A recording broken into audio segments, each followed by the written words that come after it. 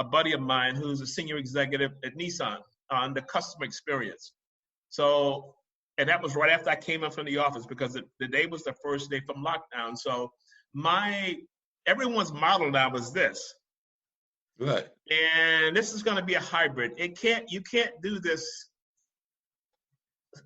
You can't continue to conduct business like this. Right. So I look at this as kind of a lull, and it's going to bounce back. I got a project starting in Switzerland, starts in July, and we've been talking back and forth. So we already have dates for July. I'm in there. I think Zurich, or it's Zurich. I'm in Zurich for about a week. I leave Zurich, I go to London, and I leave London, and I go to New York. So everyone is already talking about dates. So we had to throw June away, because we wanted to make sure the skies were open. So it's July, August, September.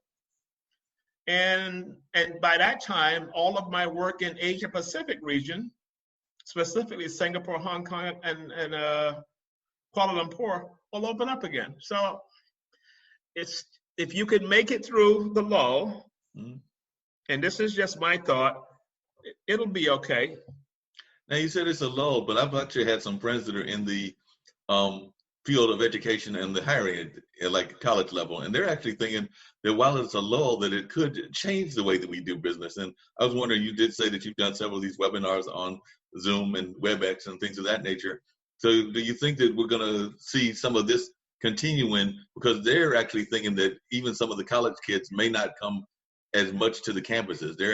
I have at least a few friends that are wondering even about the future of the physical campus because of what's going on with so many people doing online learning, that they're thinking that it could even endanger the campus life and the campus style.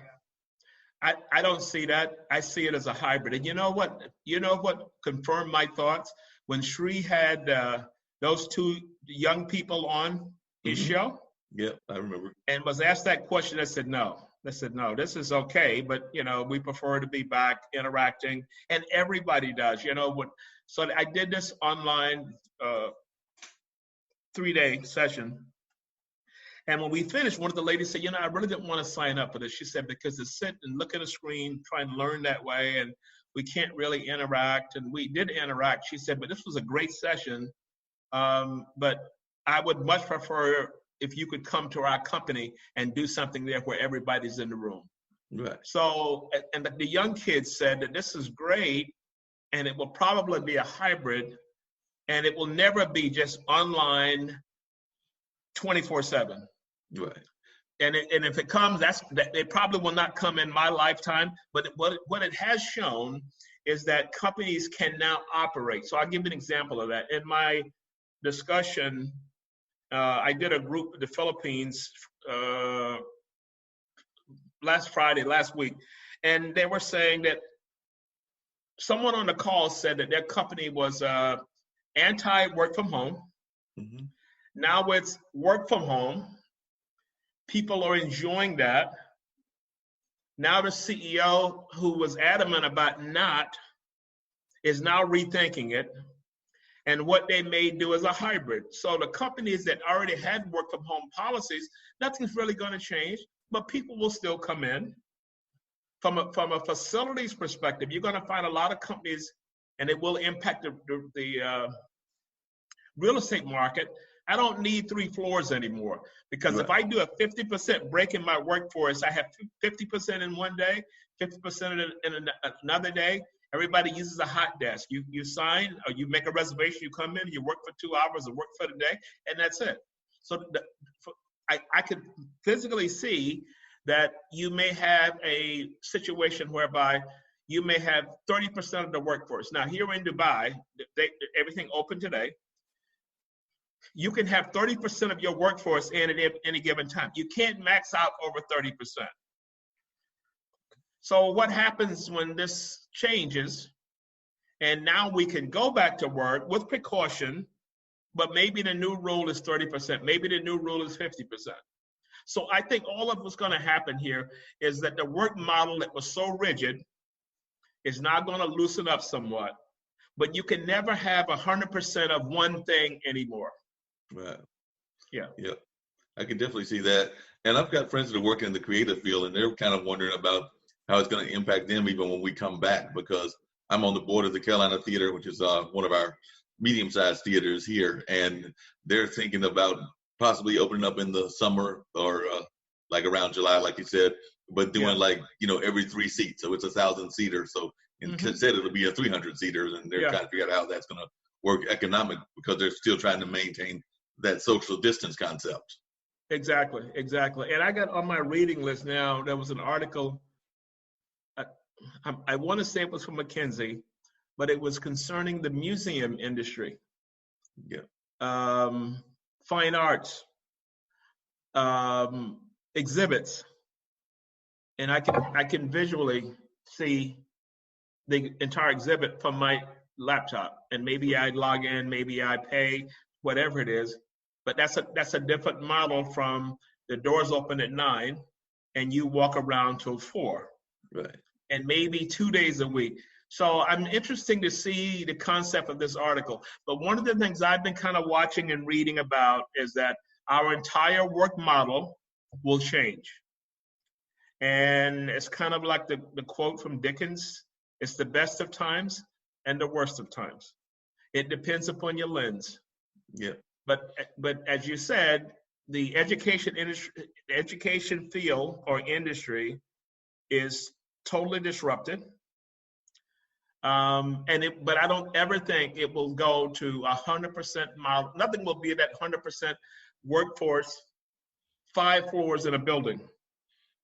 I think that's one of the things that's going to change. Yeah, I can see that now. I've actually got a good friend. They've actually worked in that gig economy, and they're doing DoorDash, which is very popular around now. And they're doing DoorDash and Grubhub, which is kind of the food delivery. But their day job is they do computer tech support work for I think it's a company in India that's based in India. But they were working in a small town here called Cary in a physical building, and all the workers, when Corona came around and COVID, they got shifted to their homes. And they've actually told me several times that while they like getting out of the house, doing the delivery and contactless delivery, more particularly is what they enjoy, they're not looking forward to going back to the office. So they're like saying, and apparently several of the people were having one of these kind of calls, a conference call, and we're asked, do you want to come back? And the vast majority were like, no, if we can stay here and do our work from the home, we would love to do that, even after things alleviate a little bit. Exactly. So what's going to happen with that is the organizations that remain rigid are going to lose people. So you can't come back and say, okay, we got to go back to what we were before. Only in special circumstances are you allowed to work home. And I see my friends going back and they're getting jobs, and their job says, we don't care where you do it from, as long as you do it. So companies will be forced to do it because the turnover cost is going to increase. If I've been exposed to working from home and I pretty much figured it out and mastered, because that's a transition of mindset when you're in the office and all of a sudden now you can work from home. That's a mindset shift. So that the rigidity of an organization who tries to cling to the past and the mode of operation from the past with no elasticity, it's pretty much over. It's over with as it relates to talent, because people aren't going to put up with it because they now have experienced something new. And as I said, once you figure it out, husband and wife home together, that could be challenging. But you get into that groove, and then you're telling me on Monday I got to come back and be sitting in this physical place from 9 until 5 every day? No, not going to work.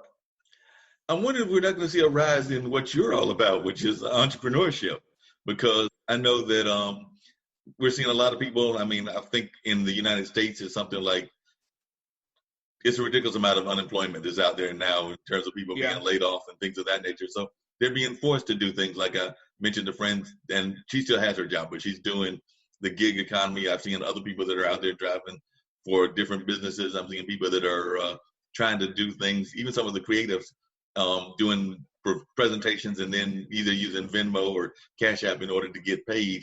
And then, you're seeing more and more people trying to create entrepreneurship businesses in this hard time. So I'm wondering, are we going to see more of a entrepreneurship boom taking place because people are being forced into entrepreneurship, even those that might have been thinking more along the lines of that day-to-day kind of working Yeah. 9 to 5, 8 to 5, or whatever? I think that, this entrepreneurial mindset is you operate from faith in believing that this is going to happen. I'm not talking so much about religion and tying that into it, but if you've got an idea, you have a mindset that you don't look at the obstacles in front of you. You just keep moving. My mother's favorite phrase was, "A journey of 1,000 miles begins with one step." And you think of something and you say, well, let me do this, let me call this. But that takes a certain mindset, because ever since I was a kid, I know so many people that just talk it. They want to start their own business. They want to do this, and it's just talk. Because it's the cool talk to say, I got my idea on something. But if I see you a year later or 6 months and you still telling me the same story, my response is, wait, we had this 6 months ago.